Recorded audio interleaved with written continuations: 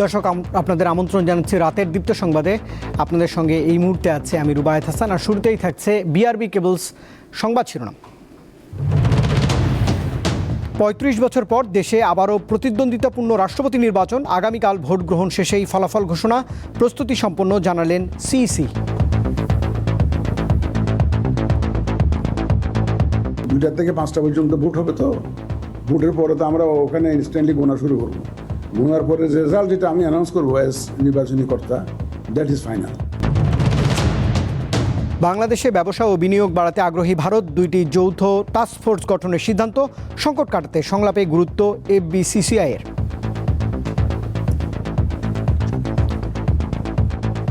আমরা দুই পক্ষে আলোচনা করেছি যে আমরা সরকারের কাছে এই আবেদনটা জানাবো যাতে টাস্কফোর্সটা একেবারেই B2B টাস্কফোর্স হয়। ক্যাশলেস লেনদেনে দেশে বিপ্লব ঘটাতে যাচ্ছে বাংলা কিউআর। এরই মধ্যে যুক্ত 37টি ব্যাংক ও আর্থিক প্রতিষ্ঠান। কমাবে অপরাধমূলক কর্মকাণ্ড।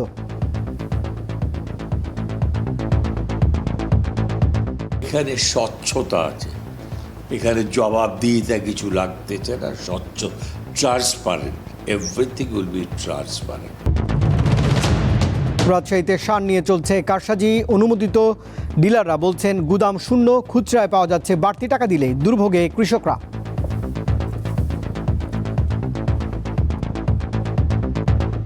আমি একজন কৃষক, কৃষি কার্ড আছে, অথচ আমরা সময় মতো সার পাচ্ছি না। একটা কৃষক কার্ডে 3 বস্তা সার পাচ্ছি, 3 বস্তা সারে তো আমার আবাদ হবে না। কলকাতায় অগ্নিকাণ্ডে নিহত 8 বাংলাদেশি। ট্রাজেডিতে প্রাণ গেল স্ত্রী, সন্তান ও শ্বশুর সহ কুষ্টিয়ার সাংবাদিকের। গিয়েছিলেন চিকিৎসার উদ্দেশ্যে।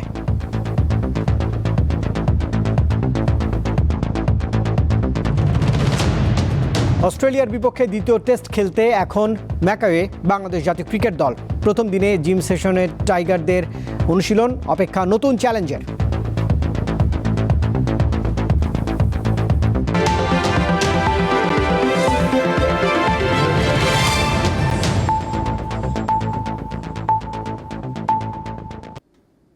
এবারে পুরো আয়োজন।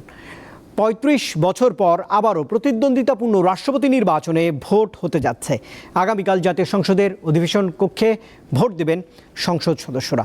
এবারের নির্বাচনে প্রতিদ্বন্দ্বিতা করছেন বিএনপি প্রার্থী মির্জা ফখরুল ইসলাম আলমগীর এবং জামায়াতে ইসলামী নেতৃত্বাধীন 11 দলীয় ঐক্যর প্রার্থী অলি আহমদ। বৃহস্পতিবার দুপুর 2টা থেকে বিকেল 5টা পর্যন্ত বিরতিহীন চলবে এই ভোট গ্রহণ। দেশে সবশেষ 1991 সালে রাষ্ট্রপতি পদে ভোট হয়। এরপর থেকে 7 জন রাষ্ট্রপতি ক্ষমতাসীন দলের একক প্রার্থী হিসেবে বিনা প্রতিদ্বন্দ্বিতায় নির্বাচিত হন। বিরোধী দল কোনো প্রার্থী দেয়নি। এবার বিরোধী দল থেকে প্রার্থী দেওয়ায় 3.5 দশক পর রাষ্ট্রপতি পদে সরাসরি প্রতিদ্বন্দ্বিতাপূর্ণ ভোট হতে যাচ্ছে। এজন্য সংসদ ভবনে বসানো হয়েছে ব্যালট বাক্স। নির্বাচনে জাতীয় সংসদের 349 জন সংসদ সদস্য ভোটার। শারীরিক অসুস্থতা ও ব্যক্তিগত কারণ দেখিয়ে গত 24 জুলাই দেশের 22তম রাষ্ট্রপতি মোহাম্মদ শাহাবুদ্দিন পদত্যাগ করেন। এরপর স্পিকার হাফিজউদ্দিন আহমদ ভারপ্রাপ্ত রাষ্ট্রপতি দায়িত্ব গ্রহণ করেন। 20 আগস্ট নির্বাচন কমিশন 23তম রাষ্ট্রপতি নির্বাচনের তফসিল ঘোষণা করে। ভোট গ্রহণের তারিখ ও সময় হচ্ছে 20 আগস্ট বৃহস্পতিবার। রাষ্ট্রপতি পদে প্রতিদ্বন্দ্বিতা করছেন দেশের 2 শীর্ষ ও প্রবীণ রাজনীতিক।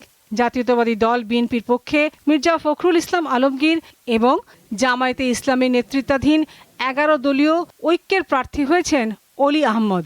11 দলীয় ঐক্যের 90 জন সংসদ সদস্য থাকলেও 2/3 সংখ্যাগরিষ্ঠতা রয়েছে বিএনপির। এছাড়া সংবিধানের 70 অনুচ্ছেদ অনুযায়ী দলের বাইরে ভোট দেওয়ার সুযোগ না থাকায় মির্জা ফখরুল ইসলাম আলমগীরের জয় অনেকটা নিশ্চিত। নির্বাচনে সংসদ সদস্যদের আইডি কার্ড সাথে রাখা সহ বেশ কিছু নিয়ম মেনে চলতে হবে। চালানো যাবে না নির্বাচনী প্রচারণা।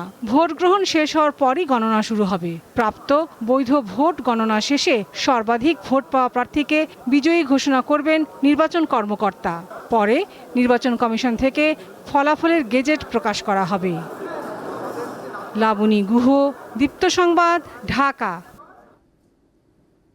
এদিকে রাষ্ট্রপতি নির্বাচনে ভোটের দিন জাতীয় সংসদ ভবনের ভেতরে কোনো ধরনের নির্বাচনী প্রচারণা চালানো যাবে না বলে জানিয়েছেন প্রধান নির্বাচন কমিশনার AMM নাসির উদ্দিন।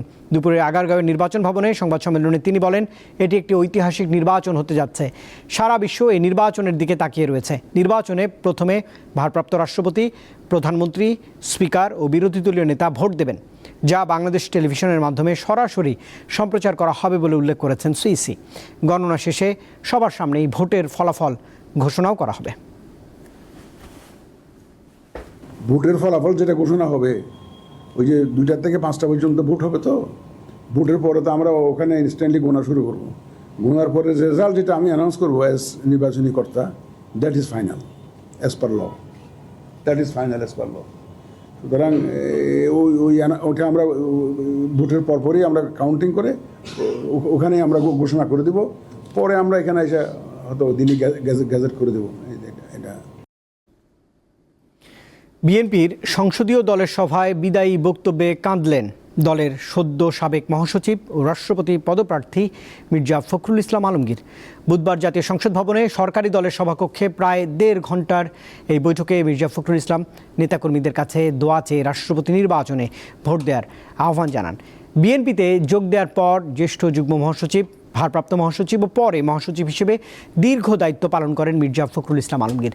দায়িত্বকালে তাঁর কোনো ভুল ভ্রান্তি হয়ে থাকলে কিংবা কারো মনে কষ্ট দিয়ে থাকলে এজন্য তিনি ক্ষমা প্রার্থনা করেছেন। সভায় বিএনপির চেয়ারম্যান ও প্রধানমন্ত্রী তারেক রহমানও দলীয় সংসদ সদস্যদের মির্জা ফখরুলের পক্ষে ভোট দিতে বলেন। সে সময় তিনিও আবেগ আপ্লুত হয়ে পড়েন।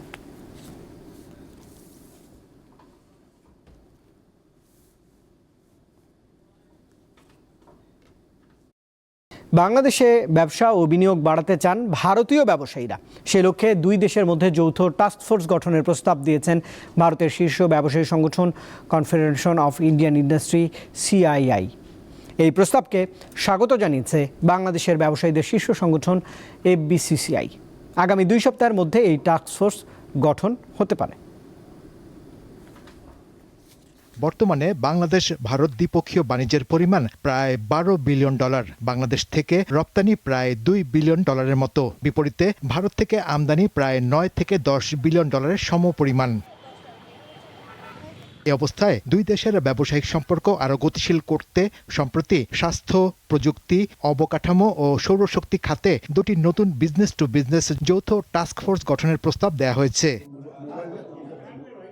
এর মধ্যে একটি অবকাঠামো খাতে বেসরকারি বিনিয়োগ ও সরকারি বেসরকারি অংশীদারিত্ব বা PPP উন্নয়নে এবং অন্যটি semiconductor, green hydrogen, battery storage ও ডেটা সেন্টারের মতো ভবিষ্যৎমুখী শিল্পে সহযোগিতা বিষয়ক। সম্প্রতি FBCCI কার্যালয়ে দ্বিপাক্ষিক বৈঠকে এসব বিষয়ে আলোচনা হয়, যা নিয়ে ইতিবাচক মনোভাব দেখান এই ব্যবসায়ী নেতা। AI ইন্ডাস্ট্রি, সেমিকন্ডাক্টর, তারা এরকম 7-8টা ইন্ডাস্ট্রির কথা বলেছেন। জ্বালানির উপর নির্ভরশীলতা তুলনামূলকভাবে অনেক কম। এরকম যদি ইনভেস্টমেন্টের খাতগুলি আমরা বের করতে পারি, তাহলেও কিন্তু আমাদের দেশি বিদেশি বিনিয়োগ আহরণ করা এবং তার মাধ্যমে কর্মসংস্থান সৃষ্টি করা এবং সেটাকে অর্থনীতিকে সচল রাখার ক্ষেত্রে গুরুত্বপূর্ণ ভূমিকা পালন করবে। তিনি আরও বলেন, কিভাবে উভয় দেশের ব্যবসায়ীদের মধ্যে আস্থা বাড়ানো যায় সেটি নিয়েও কাজ করতে হবে। সংলাপ না বাড়াতে পারলে ব্যবসার ক্ষেত্রে বিদ্যমান সমস্যা কমবে না। আমরা এই টাস্কফোর্সটা ব্যুরোক্রেসির এই লাল ফিতায় প্রথমেই আটকা পড়ে যাক, সেটা আমরা চাচ্ছি না। অনেস্টলি আমরা 2 পক্ষে আলোচনা করেছি যে আমরা সরকারের কাছে এই আবেদনটা জানাবো যাতে টাস্কফোর্সটা একেবারেই B2B টাস্কফোর্স হয়। টাইম ফ্রেমটা দেওয়া একটু দূর বাট যদি এটা B2B হয় তাহলে মোটেও খুব বেশি সময় লাগবে না, 2 সপ্তাহের ভিতরেও করা সম্ভব হতে পারে। এছাড়া বাংলাদেশ ভারতের মধ্যকার বাণিজ্যে অশুল্ক বাধা, ভিসা প্রাপ্তি নিয়ে জটিলতা দূর করার বিষয়েও আলোচনা হয়েছে বলে জানিয়েছে FBCCI। শাহরিয়ার ইমন, দীপ্ত সংবাদ, ঢাকা। লেনদেনে বাংলা QR বাধ্যতামূলক করার পর গত 1 মাসে মার্চেন্ট ও গ্রাহক উভয় পক্ষের আগ্রহ ও আস্থা বেড়েছে। সেই সঙ্গে বেড়েছে লেনদেনও। আর এই ব্যবস্থাপনায় যুক্ত হয়েছে 37টি ব্যাংক ও MFS প্রতিষ্ঠান। চালুর পর প্রথম 40 দিনে লেনদেন হয়েছে 2000 কোটি টাকার বেশি। বাংলা QR নিয়ে ধারাবাহিক প্রতিবেদনের আজ শেষ পর্ব দেখুন। 2023 সালে আন্তঃব্যাংক কোডভিত্তিক লেনদেন নিষ্পত্তির ব্যবস্থা চালু করে বাংলাদেশ ব্যাংক। আর গত 1 জুলাই থেকে সব প্রতিষ্ঠানের কোডভিত্তিক লেনদেন বাংলা QR প্রতিস্থাপন বাধ্যতামূলক করে কেন্দ্রীয় ব্যাংক। এই নগদ টাকা প্রিন্ট করতে, স্টোর করতে, ট্রান্সপোর্ট করতে এবং এই যে পাহারা দিয়ে রাখতে এখানেও বছরে 20,000 কোটি টাকা খরচ আছে। তো সেখানে আমাদের এই কিউআর ব্যবস্থা আমাদেরকে এই টাকার ব্যবহারের থেকে, নগদ টাকার ব্যবহারের থেকে অনেকটা সরিয়ে আনবে এবং ডিজিটাল পেমেন্ট লেনদেনকে উৎসাহিত করবে। বর্তমানে 42টি ব্যাংক ও এমএফএস প্রতিষ্ঠানের অ্যাপস ভিত্তিক লেনদেন সুবিধা রয়েছে। প্রতিটির কিউআর কোড না থাকলেও প্রতিষ্ঠানের অ্যাপে বাংলা কিউআর আইকন যুক্ত করতে নির্দেশ দিয়েছে বাংলাদেশ ব্যাংক। এ ব্যবস্থায় এখন পর্যন্ত যুক্ত হয়েছে 37টি ব্যাংক ও এমএফএস প্রতিষ্ঠান। বাংলাদেশ ব্যাংক একটা ইউনিক কিউআর জেনারেট করলো, যেই কিউআরটা স্ক্যান করে যে কোনো কাস্টমারই তার পেমেন্ট দিতে পারবে। দ্যাট ইজ রকেটের, বিকাশের, তারপর নগদের। শুধু তাই না, আপনি কোনো একটা ব্যাংকের অ্যাপসের মাধ্যমে পেমেন্ট করতে চাচ্ছেন, আপনি পূবালী ব্যাংকের গ্রাহক, আপনি পূবালী ব্যাংকের অ্যাপসটা মোবাইল ওপেন করবেন, কিউআর স্ক্যান করবেন, পেমেন্ট হয়ে যাবে। এই জন্য বাংলা কিউআর দিয়েছে যে বাংলা মানে এই সারা বাংলা, এই বাংলাদেশ, এই বাংলাদেশের জন্য একটা ইউনিক কিউআর থাকবে। অপরাধমূলক লেনদেন রোধ, রাজস্ব আয় বাড়ানো, সময়, খরচ ও ঝুঁকি কমাতে বিশ্বের অনেক দেশই ক্যাশলেস লেনদেনে চলে গেছে। কারণ হিসেবে বলা হচ্ছে এ ব্যবস্থায় কর ফাঁকি দেওয়া প্রায় অসম্ভব। এখানে স্বচ্ছতা আছে, এখানে জবাবদিহিতা কিছু লাগতেছে না, স্বচ্ছ, transparent, everything will be transparent. Even এই যে কেউ যদি বলে যে আপনি ওখানে পেমেন্ট করেছেন, ট্যাক্স দেন না, ভ্যাট দেন না, এগুলো সব রেকর্ডেড হয়ে যাচ্ছে এটাতে। আগামী 1 অক্টোবর থেকে বাংলাদেশ ব্যাংকের নির্দেশ অনুযায়ী বাংলা কিউআর কোড দিয়ে লেনদেনে কোনো মার্চেন্ট চার্জ থাকবে না। বাংলা কিউআর কোডে দুর্বল ইন্টারনেট সংযোগ, মোবাইল ডাটার অভাব, গ্রাহক ও খুচরা বিক্রেতাদের প্রযুক্তি জ্ঞানের স্বল্পতা এবং সাইবার নিরাপত্তা ঝুঁকি বড় বাধা। এসব বাধা মোকাবেলা করে বাংলা কিউআর কোডকে সামনে এগিয়ে নিতে হবে। শাহরিয়ার ইমন, দীপ্ত সংবাদ, ঢাকা। সরকারি হিসাবে রোপা আমন মৌসুমে রাজশাহীতে সারের বরাদ্দ বেড়েছে, কিন্তু মাঠের চিত্র একেবারেই ভিন্ন। অনুমোদিত ডিলারদের কাছে গিয়ে কৃষকদের শুনতে হচ্ছে সার নেই, অথচ একই বাজারে খুচরা দোকানে বাড়তি দামে মিলছে এই সার। ফলে অতিরিক্ত দামেই সার কিনতে বাধ্য হচ্ছেন কৃষকরা। আমনের জমি প্রস্তুতে ব্যস্ত রাজশাহীর চাষিরা। সার দেওয়ার সময় ঘনিয়ে আসতেই চিন্তার ভাঁজ কৃষকের কপালে। কৃষি কার্ড হাতে ডিলারদের দোকানে দোকানে ছোটাছুটি করেও সরকার নির্ধারিত দামে সার পাচ্ছেন না তারা। খুচরা বিক্রেতাদের কাছে মিলছে টিএসপি ও ডিএপি, তবে সরকার নির্ধারিত দামের চেয়ে বস্তা প্রতি গুনতে হচ্ছে কয়েকশো টাকা বেশি। আমি একজন কৃষক, কৃষি কার্ড আছে, অথচ আমরা সময় মতো সার পাচ্ছি না। এখন একটা ভরা মৌসুম, এখন আমরা সময় মতো সার না পেলে আমাদের আবাদ করা তো সমস্যা। আমরা কোনো সার ভর্তুকি পাই না, দোকান থেকে আমার কিনতে হয় বেশি দামে। লাগবে 5 বস্তা সার, 1 বস্তা সার কিনতে যায় মাথা নষ্ট। একটা কৃষক কার্ডে 3 বস্তা সার পাচ্ছি, 3 বস্তা সারে তো আমার আবাদ হবে না। বিএডিসির অনুমোদিত ডিলাররা বলছেন, আমন মৌসুমে চাহিদা বেশি থাকায় বরাদ্দ পাওয়া সার 2-3 দিনের মধ্যেই শেষ হয়ে যাচ্ছে। আমরা এই মাসে 230 বস্তা সার পেয়েছি, আগস্ট মাসে। এই 230 বস্তা সার এই মোটামুটি 200 চাষিকে আমরা বিতরণ করতে পেরেছি।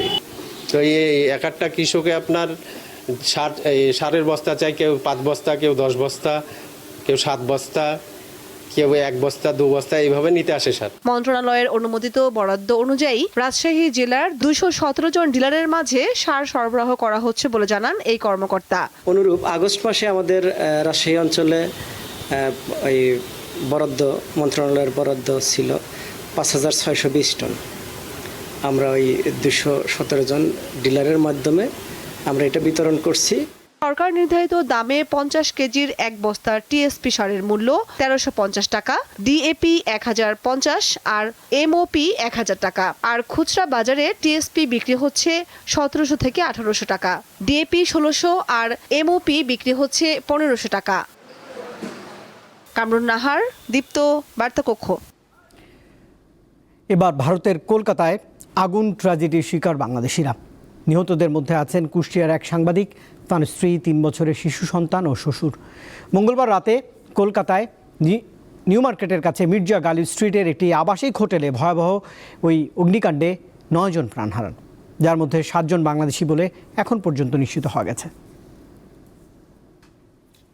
চিকিৎসার জন্য 15 দিন আগে পরিবারসহ ভারতে গিয়েছিলেন কুষ্টিয়া শহরের আরুয়াপাড়ার দেবাশিস দত্ত। কলকাতা থেকে বুধবার দেশে ফেরার কথা ছিল তাদের, কিন্তু হোটেলে ভয়াবহ অগ্নিকাণ্ডে না ফেরার দেশে চলে গেলেন পরিবারসহ। মঙ্গলবার রাত 1:45টার দিকে কলকাতায় নিউ মার্কেটের কাছে মির্জা গালিব স্ট্রিটের একটি আবাসিক হোটেলে ভয়াবহ অগ্নিকাণ্ডে শিশুসহ 9 জনের মৃত্যু হয়। এর মধ্যে কুষ্টিয়ার একই পরিবারের ওই 4 জন ছিলেন। কুষ্টিয়া শহরের আড়ুয়াপাড়ার দেবাশিস দত্ত পেশায় একজন সাংবাদিক। নিহতদের মধ্যে আরও রয়েছেন তার স্ত্রী আফসানা শারমিন, তাদের শিশু সন্তান স্বর্ণশীষ দত্ত এবং দেবাশিসের শ্বশুর আকরাম হোসেন। বড় মেয়েকে দেশে রেখে স্ত্রী ও ছেলের চিকিৎসার জন্য 3 আগস্ট বেঙ্গালুরুতে যান তারা। সেখান থেকে গত সোমবার কলকাতায় আসেন। ভারতের গণমাধ্যম অগ্নিকাণ্ডে 8 বাংলাদেশি নাগরিক নিহত হওয়ার তথ্য জানিয়েছে। তারা চিকিৎসার উদ্দেশ্যে কলকাতায় গিয়েছিলেন বলে জানা গেছে। কলকাতার ফায়ার সার্ভিসের সদর দপ্তরের পাশে হোটেলটির অবস্থান। 5 তলা ভবনের প্রতিটি তলায় আরও আবাসিক হোটেল আছে বিভিন্ন নামে। 3 তলা থেকে এসি বিস্ফোরণ কিংবা শর্ট সার্কিট থেকে আগুনের সূত্রপাত হতে পারে বলে প্রাথমিকভাবে ধারণা করা হচ্ছে। এই ট্র্যাজেডির পরপরই এখন নানা প্রশ্ন উঠতে শুরু করেছে। শুধু আগুন কিভাবে লেগেছে তা নিয়েই নয়, বরং ঘুমন্ত অতিথিতে ভরপুর একটি ভবন থেকে বের হওয়া কেন এত কঠিন ছিল তা নিয়েও তৈরি হয়েছে বড় জিজ্ঞাসা। এই দুর্ঘটনায় আহত ও নিহতদের বাংলাদেশে অবস্থানরত স্বজনদের যোগাযোগের সুবিধার্থে সার্বক্ষণিক হেল্পলাইন চালু করেছে কলকাতা বাংলাদেশ উপহাইকমিশন। যোগাযোগের নাম্বার হল 918274821352 এবং হোয়াটসঅ্যাপ নাম্বার 880172912266 ও 919903426119। ইশরাত সুমা, দীপ্ত বার্তা কক্ষ। এদিকে কলকাতা অগ্নিকাণ্ডে নিহত আহমেদ বাবুর সাভারের বাসায় নেমে এসেছে শোকের ছায়া। স্বজনরা জানিয়েছেন গত সোমবার তিনি ব্যবসায়িক কাজে ভারতে যান। রয়েছি সাভারের আমিন বাজার, যেটা বেগুনবাড়ি। এই মর্মান্তিক দুর্ঘটনা আপনারা জানেন যে গতকালকে যে কলকাতাতে যে 9 জন বাংলাদেশি ঘুরে মারা গেছে, তার মধ্যে এই সাভারের বেগুনবাড়ির যিনি আহমেদ বাবু তিনি মারা গেছে। আমরা সেই পরিবারে আসছি এবং এখানে শোকের মাতম চলছে। এবং আহমেদ বাবু সম্পর্কে আমরা যতটা জানিয়েছি তিনি কসমেটিক ব্যবসায়ী এবং তিনি মাঝে মাঝে কলকাতায় গিয়ে থাকেন এবং গত সোমবার তিনি গিয়েছেন এবং আগামীকালকে তার দেশে ফেরার কথা ছিল, তার মধ্যে মর্মান্তিক দুর্ঘটনা ঘটে। তো আমরা সেই বাবু যে মারা গেছে সেই প্রতিবেশী এবং তার স্বজনরা কি বলছে সেগুলো আপনাদের জানাতে চেষ্টা করব। সোমবার দিকে গেছে, আমি আয়া পড়ুন, আমার বাবার আইনা দাও, তোমরা আমার বাবার আইনা দিবে, আমরা কিছু চাই না, আমরা লাশ চাই। আমার ভাইয়ের তো আর পাবো না, আমরা লাশটা চাই, পাইলে ওর বাল বাচ্চা আসতে। গত 2 দিন আগে কলকাতায় গিয়েছিলেন, আজকে 2:30টার দিকে আমরা এম্বাসি থেকে জানতে পারছি যে উনি মারা গেছেন। এই মুহূর্তে অবস্থায় আমি সরকারের কাছে বলবো যে খুব সহজে যেন আমরা নিয়ে আসতে পারি এইরকম একটা উদ্যোগ যেন সরকার নেয়। এই তরুণ একজন ব্যবসায়ীর মৃত্যুতে এই বাড়িতে শোকের ছায়া নেমে এসেছে এবং তারা চাচ্ছেন যাতে দ্রুত তাড়াতাড়ি এই আহমদ বাবুর মরদেহটি বাংলাদেশে এনে দাফন কাফন করা হয়। এম এ হালিম, দীপ্ত সংবাদ, সাভার। র্যাব বিলুপ্ত না করে স্পেশাল রেসপন্স ব্যাটালিয়ন বা এসআরবি নামে রেখে দেওয়া হয়েছে। এ নিয়ে কী ভাবছেন দেশের সাধারণ জনগণ? দীপ্ত সংবাদের নিয়মিত আয়োজন জনতার কথায় থাকছে সেই প্রসঙ্গ। র্যাবের নাম পরিবর্তন করে নতুন নামকরণ করা হয়েছে। গতকাল 18 আগস্ট মন্ত্রিসভার বৈঠকে নতুন নাম করা হয় স্পেশাল রেসপন্স ব্যাটালিয়ন এসআরবি। র্যাবের এই নতুন নামকরণ নিয়ে সাধারণ জনগণ কি ভাবছেন? র্যাবের নাম পরিবর্তন একটা ভালো দিক, কিন্তু শুধু নাম পরিবর্তন দিয়ে সব কিছু পরিবর্তন সম্ভব হয় না। নাম পরিবর্তনের সাথে তাদের আচার ব্যবহারটাও পরিবর্তন করতে হবে। ওদের কাজ ওরা যদি ঠিক মতন করে থাকে, ওরা যেটা করতেছে ওদের যে ডিউটি, মেইন ডিউটিটা ওটা যদি প্রপারলি কমপ্লিট করে, তাহলে ওটা তো নাম দিয়ে আমার ঠিক এফেক্ট পড়বে না কোনো। বাংলাদেশের ক্ষেত্রে যে কোনো কিছুতেই নাম পরিবর্তন, ড্রেসের কালার পরিবর্তন, ড্রেস কোড পরিবর্তন, এই জিনিসগুলো খুব করা হয়। বাট আমার মনে হয় না যে শুধুমাত্র নাম পরিবর্তন করে বা তাদের ড্রেস কোড পরিবর্তন করে খুব একটা চেঞ্জেস আনা যাবে, যদি না সিস্টেমে চেঞ্জ আনা হয়। নাম পরিবর্তন এটার উপর জোর না দিয়ে আমরা তাদেরকে বিভিন্ন সেমিনার বা ওয়ার্কশপের মাধ্যমে তাদের চারিত্রিক গুণাবলী বা তাদের যেই ডিউটিগুলো আছে সেগুলো রেসপন্সিবিলিটিগুলো যদি ঠিকমতো করতে পারে সেটার দিকে আমাদের নজর দেওয়া উচিত। আমাদের আসলে নাম নিয়ে কোনো সমস্যা নেই, নাম যে কোনো কিছুই হইতে পারে, কিন্তু তাদের যে কাজকর্ম, তাদের উপর যে দায়িত্ব, ওই রকম কোনো অকারেন্স কোথাও ঘটলে, অপরাধমূলক কোনো কাজকর্ম কোথাও ঘটলে তারা যেন দ্রুত রেসপন্স করে, তারা তাদের দায়িত্ব ঠিকমতো পালন করলে আমরা জনগণ খুশি।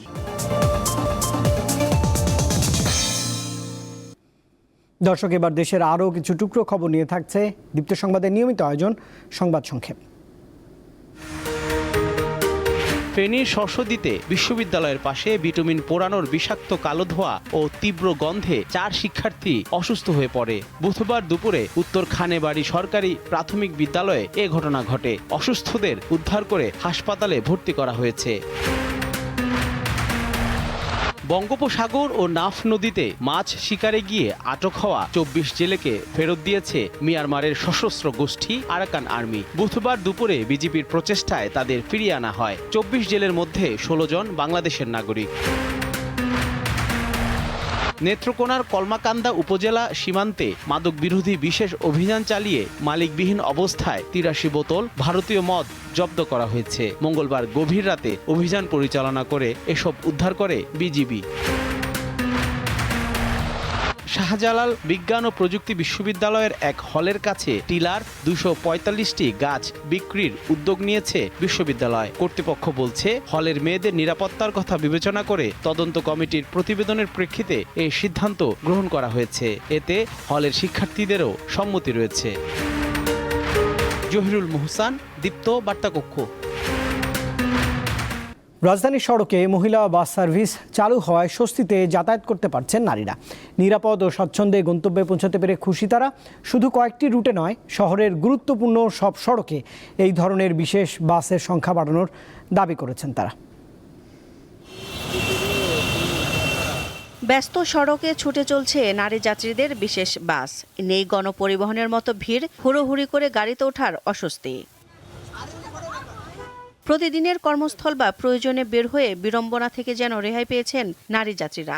বিশেষ এই ব্যবস্থা চালু হওয়ায় অনেকটা স্বস্তিতে যাতায়াত করতে পারছেন তারা। দ্বিতীয় দিনে বেশি ভিড় না থাকলেও প্রতি বাসেই ছিলেন কর্মজীবী নারী, শিক্ষার্থী সহ নানা বয়সী যাত্রী। পাশাপাশি পুরুষ যাত্রী না থাকায় অনেকটা স্বাচ্ছন্দ্যে যাতায়াত করতে পারছেন তারা। সরকারের এই উদ্যোগটা ভালো আমাদের জন্য, বিশেষ করে আমার জন্য খুব ভালো হয়েছে যে বাচ্চা নিয়ে নর্মাল বাসে ওঠার সময় যে ঝামেলাটা হতো সেটা হচ্ছে না এখন। এবং আজকেই আর কি ফার্স্ট আমি বাসে উঠলাম, ভালো লাগছে আমার। এটা তো খুবই ফ্লেক্সিবল একটা ট্রান্সপোর্ট হয়েছে যে আমরা মেয়েরা সব একসাথে যাব, আবার ড্রাইভ করবে মেয়েরা, আমাদের হেল্প করবে মেয়েরা, খুবই ভালো। মহিলাদের অনেক ভোগান্তি, রাস্তায় দেখা যায় যে যেভাবে মাঝে মাঝে পরিস্থিতি হয় আমাদের জন্য অনেক টাফ হয়ে যায় চলাফেরা। সেই ক্ষেত্রে মহিলাদের জন্য অনেক একটা সিকিউর একটা এটা খুবই দরকার। এই পরিবহনের চালক সহ সকলে নারী হওয়ায় উচ্ছ্বসিত তারা। দক্ষতার সঙ্গে স্টিয়ারিং সামলে গন্তব্যে ছুটছেন সবাই। নারীদেরকে আমরা যেন তাদের গন্তব্যে শৃঙ্খলাভাবে কোনো দুর্ঘটনা না হোক, শান্তি শৃঙ্খলা মতো আমরা যেন তাদের গন্তব্যে পৌঁছে দিতে পারি। সবাই আমাদেরকে বেশ শুভকামনা জানাচ্ছে এবং আমরা খুব সন্তুষ্ট তাতে। আমরাও তাদেরকে বলবো যে আমাদের পাশে থাকবেন আপনারা। সড়কে বিশেষ এই বাসের সংখ্যা বাড়লে যাতায়াত সুবিধার পাশাপাশি বাড়বে গণপরিবহনে নারীর অংশগ্রহণ, এমনটি মনে করছেন সংশ্লিষ্টরা। দিলশা দানি, দীপ্ত সংবাদ, ঢাকা। এবারে খেলার খবর। অস্ট্রেলিয়ার বিপক্ষে সিরিজের দ্বিতীয় শেষ টেস্টের জন্য ম্যাকওয়ে প্রথম দিনের মতো জিম সেশন করেছে বাংলাদেশ জাতীয় ক্রিকেট দল। প্রথম টেস্টে চোটের কারণে দলের সঙ্গে না থাকলেও দ্বিতীয় টেস্টের আগে যোগ দিয়েছেন পেসার শরীফুল ইসলাম। ডারউইনের আবহাওয়া ছিল বেশ গরম, আর ম্যাকওয়ের পরিস্থিতি পুরোটা উল্টা। আগামী 22 আগস্ট শুরু হবে বাংলাদেশ অস্ট্রেলিয়ার দ্বিতীয় টেস্ট। ম্যাকওয়ের ওয়েদার আসলে বলবো খুবই সুন্দর, আমাদের জন্য অনেক ভালো, কারণ হালকা ঠান্ডা আছে। আমরা তো ডারউইনে খেলছি, মোটামুটি গরম ছিল, বাট এখানে ওয়েদারটা খুবই টিমের এনভায়রনমেন্ট খুব ভালো, এবং কি আমরা একে অপরের সবাই দেখতেছি একে অপরের উপর সাপোর্ট করে, প্রচুর টুরি করে। বাট আমরা এখন নেক্সট ম্যাচ নিয়ে চিন্তা করছি, খেলা দেখা যাক কি হয়। ফুটবলের খবর। ফিফা এশিয়ান কাপে অংশগ্রহণ নিয়ে সিদ্ধান্তহীনতায় রয়েছে বাংলাদেশ ফুটবল ফেডারেশন। বিশ্ব ফুটবলের সর্বোচ্চ নিয়ন্ত্রক সংস্থার কাছ থেকে পাওয়া প্রস্তাবের বিপরীতে বাফুফে সম্মতি দিলেও শেষ পর্যন্ত অংশগ্রহণ করবে কিনা তা এখনও অস্পষ্ট। দক্ষিণ পূর্ব এশিয়ার দেশগুলোকে নিয়ে আগামী 24 সেপ্টেম্বর প্রথমবারের মতো মাঠে গড়াতে যাচ্ছে ফিফা এশিয়ান কাপ। ভারত নাম প্রত্যাহার করায় খেলার সুযোগ পেয়েছে বাংলাদেশ। ফুটবলের নিয়ন্ত্রক সংস্থা ফিফা এরই মধ্যে বাফুফের কাছে সেপ্টেম্বর উইন্ডোর পরিকল্পনা নিয়ে জানতে চেয়েছে, তবে বিষয়টি নিয়ে এখনও নিজেদের অবস্থান স্পষ্ট করেনি বাফুফে। লুফে নিতে পারিনি তা সেটা ঠিক না, আমরা লুফে নেই তা না, লুফে নিচ্ছি, কিন্তু এখন আমাদের পুরোপুরি সিদ্ধান্তটা আসে নাই। ফিফার আপগ্রেড তো এখন আমাদের কাছে নাই, আমরা জানাবার পর তারপর আবার ফিফা আমাদেরকে এই করবে। আমরা এখনো কিছু বলি নেই, ইয়েস তো বলি নেই, ওটা তো ইসি মেম্বারদের সঙ্গে মিটিং করে তারপর থেকে এটা আমরা ইনফর্ম করব। এশিয়ান কাপে 14 দল হলেও খেলা হবে দুটি ডিভিশনে। 8 দল নিয়ে প্রিমিয়ার ডিভিশন হবে ইন্দোনেশিয়ায়, 6 দল নিয়ে চ্যালেঞ্জ ডিভিশন হংকংয়ে। প্রিমিয়ার ডিভিশনে স্বাগতিকদের সঙ্গে আছে Thailand, Vietnam, Philippines, Malaysia, Singapore ও পাকিস্তান। চূড়ান্ত হলে বাংলাদেশ এই ডিভিশনে খেলার সুযোগ পাবে। সেক্ষেত্রে এই গ্রুপে সঙ্গী হবে ইন্দোনেশিয়া, মালয়েশিয়া ও সিঙ্গাপুর। এশিয়ান কাপ ওরা আমাদের চেয়ে শক্তিতে এগিয়ে, তাদের বিপক্ষে খেললে আমরা নিজেদের ভুলগুলো শনাক্ত করতে পারবো এবং শিখতে পারবো। সাফ একটি কঠিন টুর্নামেন্ট এবং বাংলাদেশ দীর্ঘ 23 বছর ধরে এটি জিততে পারেনি। এই প্রতিযোগিতার জন্য সবকিছু একদম নিখুঁত হতে হবে, তাই আসিয়ানে অংশ নিলে খুব ভালো হবে। এবারে সেপ্টেম্বর অক্টোবর ফিফা উইন্ডো মোট 16 দিনের। লম্বা এই সময়ে বাংলাদেশ ঘরের মাঠে একটি 4 জাতির টুর্নামেন্ট আয়োজনের চেষ্টা চালাচ্ছে। সেই সঙ্গে কাজাখস্তানে গিয়ে 3 জাতির টুর্নামেন্ট খেলার আমন্ত্রণও রয়েছে। মোহাম্মদ হাসিব, দীপ্ত স্পোর্টস, ঢাকা। দর্শক, এই খবরের সঙ্গে শেষ করব রাতের দীপ্ত সংবাদ। শেষ করার আগে প্রধান খবরের শিরোনাম জানাবো আরেকবার। 35 বছর পর দেশে আবারও প্রতিদ্বন্দ্বিতাপূর্ণ রাষ্ট্রপতি নির্বাচন। আগামীকাল ভোট গ্রহণ শেষেই ফলাফল ঘোষণা। প্রস্তুতি সম্পন্ন জানালেন সিইসি। 2টা থেকে 5টা পর্যন্ত ভোট হবে, তো ভোটের পরে তো আমরা ওখানে ইনস্ট্যান্টলি গোনা শুরু করবো। গোনার পরে রেজাল্ট যেটা আমি অ্যানাউন্স করবো অ্যাজ নির্বাচনী কর্তা, দ্যাট ইজ ফাইনাল। বাংলাদেশে ব্যবসা ও বিনিয়োগ বাড়াতে আগ্রহী ভারত। 2টি যৌথ টাস্ক ফোর্স গঠনের সিদ্ধান্ত। সংকট কাটাতে সংলাপে গুরুত্ব এফবিসিসিআইয়ের। আমরা দুই পক্ষে আলোচনা করেছি যে আমরা স্ব সরকারের কাছে এই আবেদনটা জানাবো যাতে টাস্ক ফোর্সটা একেবারেই B2B টাস্ক ফোর্স হয়।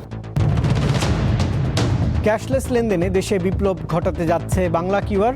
এর মধ্যে যুক্ত 37টি ব্যাংক ও আর্থিক প্রতিষ্ঠান। কমাবে অপরাধমূলক কর্মকাণ্ড। এখানে স্বচ্ছতা আছে, এখানে জবাবদিহিতা কিছু লাগতেছে না, স্বচ্ছ, transparent, everything will be transparent.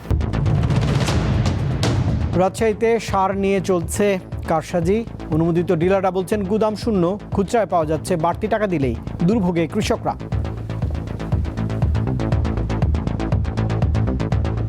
আমি একজন কৃষক, কৃষি কার্ড আছে, অথচ আমরা সময় মতো সার পাচ্ছি না। একটা কৃষক কার্ডে 3 বস্তা সার পাচ্ছি, 3 বস্তা সারে তো আমার আবাদ হবে না। কলকাতায় অগ্নিকাণ্ডে নিহত 7 বাংলাদেশি। ট্র্যাজেডিতে প্রাণ গেল স্ত্রী, সন্তান ও শ্বশুর সহ। কুষ্টিয়ার সাংবাদিকের গিয়েছিলেন চিকিৎসার উদ্দেশ্যে।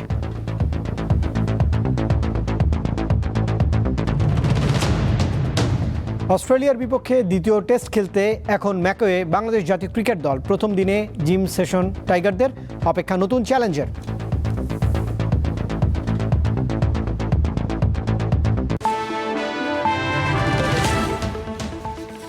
আর দর্শক, এই ছিল এখনকার মতো। এতক্ষণ সঙ্গে থাকবার জন্য ধন্যবাদ সবাইকে। আরও তথ্য ও বিনোদনের জন্য আপনি যুক্ত থাকতে পারেন দীপ্ত টেলিভিশনের ডিজিটাল প্ল্যাটফর্মগুলোতে।